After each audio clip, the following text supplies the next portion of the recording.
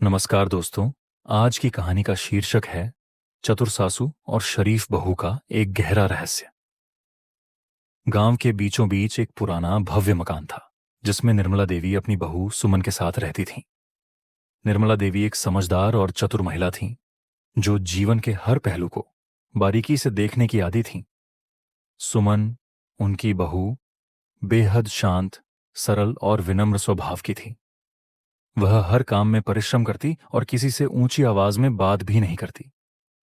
लेकिन निर्मला देवी को हमेशा उसकी इस सादगी के पीछे कोई रहस्य छिपा हुआ लगता था। एक रात जब गांव में तेज बारिश हो रही थी, तभी किसी ने उनके दरवाजे पर दस्तक दी। सुमन ने दरवाजा खोला तो एक बूढ़ा आदमी भीगता हुआ खड़ा था।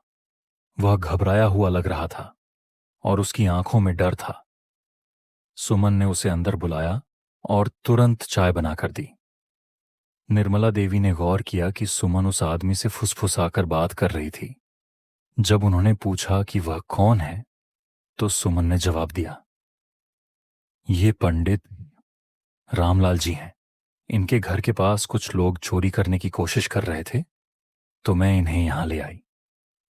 निर्मला देवी को सुमन का यह कदम ठीक तो लगा, लेकिन उन्होंने सोचा कि यह मामला इतना सरल नहीं हो सकता। अगले दिन गांव में यह खबर फैल गई कि पंडित रामलाल गायब हो गए हैं। कुछ लोग कहने लगे कि वह अपनी संपत्ति और खजाने को लेकर भाग गए हैं। पंडित जी के घर की तलाशी ली गई, लेकिन वहां से कोई खास सुराग नहीं मिला। निर्मला देवी ने महसूस किया कि सुमन पंडित जी के बारे में कुछ छिपा रही है। वह देर रात अपने कमरे में बंद होकर कुछ लिखती रहती थी। निर्मला देवी ने एक रात उसकी गतिविधियों पर नजर रखने की ठानी। रात के समय जब पूरा घर सो रहा था, निर्मला देवी चुपचाप सुमन के कमरे के पास पहुंची। उन्होंने देखा कि सुमन कुछ पुराने कागजात उलट पलट रही थी और एक संदूक में कुछ छिपा रही थी। वह किसी से धीरे धीरे बात कर रही थी। आप चिंता मत कीजिए पिताजी, मैं आपकी संपत्ति को सुरक्षित रखूंगी। ये सुनते ही निर्मला देवी का माथा ठनका। अगली सुबह निर्मला देवी ने सुमन से पूछा, क्या पंडित रामलाल ने अपनी संपत्ति तुम्हें दी है? वह संदूक में क्या छिपा रही हो? सुमन सकपका गई और बोली, मां जी, वह सिर्फ कुछ पुराने कागजात हैं। उनका खजाने से कोई संबंध नहीं। निर्मला देवी ने उसे समझाने का नाटक करते हुए कहा, बेटी, तुम्हें मुझसे कुछ छिपाना नहीं चाहिए। मैं भी तुम्हारा भला चाहती हूं। सुमन ने सिर झुका लिया, लेकिन कुछ नहीं कहा। कुछ दिनों बाद गांव के प्रधान ने निर्मला देवी से कहा, आपकी बहू बड़ी नेकदिल लगती है, लेकिन हमें लगता है कि पंडित रामलाल का खजाना उसी के पास हो सकता है। कुछ लोग उसे देर रात संदूक के साथ जाते हुए देख चुके हैं।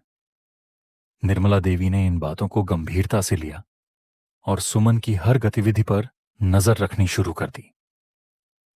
एक रात निर्मला देवी ने देखा कि सुमन एक संदूक लेकर घर के पिछवाड़े जा रही है। चांदनी रात थी और हर चीज साफ दिख रही थी।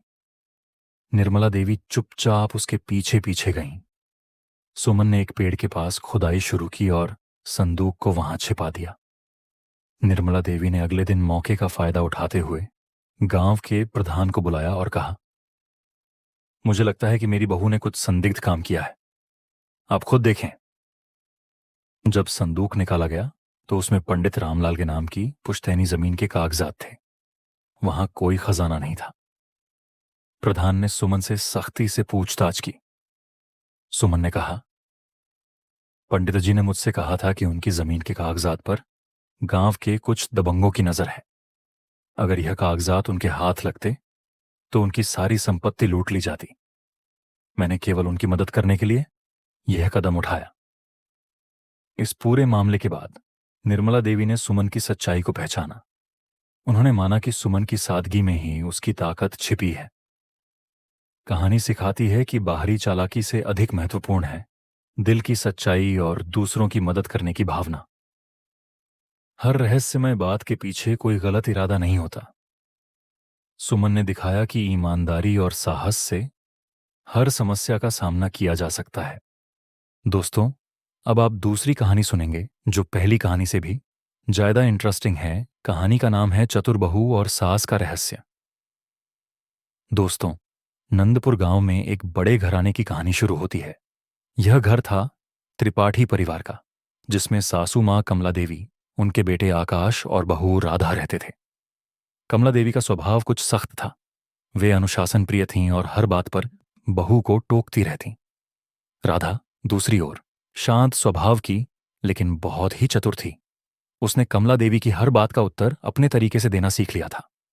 आकाश, जो एक साधारण नौकरी पेशा व्यक्ति था, हर दिन दोनों के बीच की कहासुनी सुन सुनकर थक चुका था।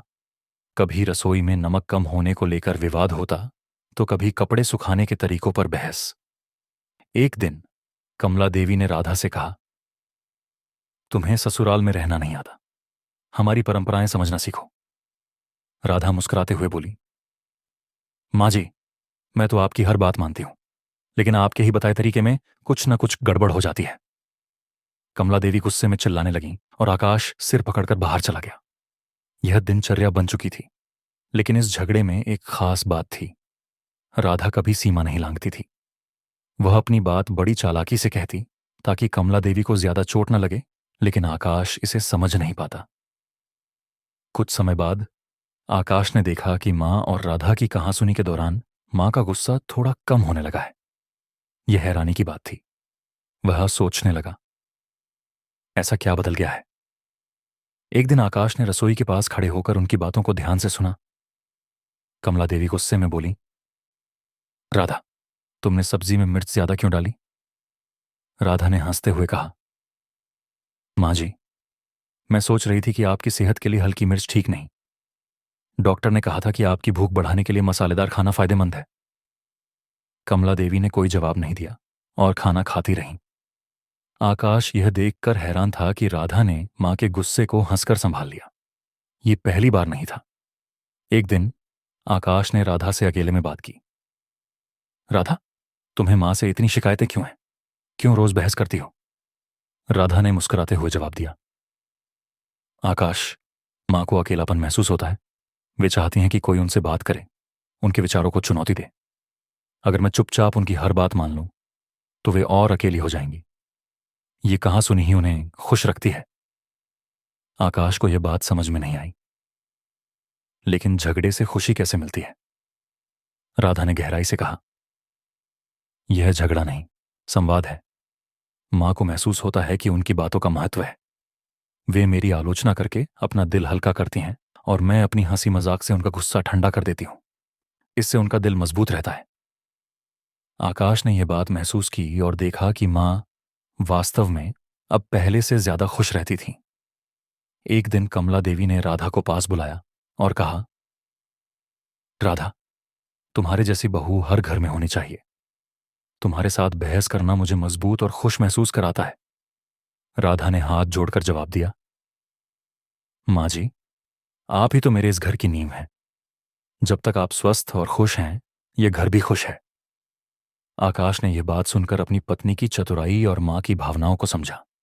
वह इस सच्चाई से बेहद प्रभावित हुआ कि छोटे छोटे झगड़े भी रिश्तों को संवारने का जरिया बन सकते हैं, बशर्ते वे सम्मान के दायरे में रहें। रिश्तों में थोड़ी बहस और असहमति भी जरूरी है, क्योंकि यह संवाद का माध्यम बन सकता है, लेकिन इसका आधार सम्मान और समझदारी होनी चाहिए। रिश्तों को समझदारी और चतुराई से संवारा जा सकता है, जैसा कि राधा ने किया। जहां समझदारी होती है, वहीं सच्चे रिश्ते फलते फूलते हैं। दोस्तों, वीडियो कैसी लगी कमेंट में बताएं। वीडियो को लाइक, शेयर और चैनल को सब्सक्राइब करना ना भूलें। धन्यवाद।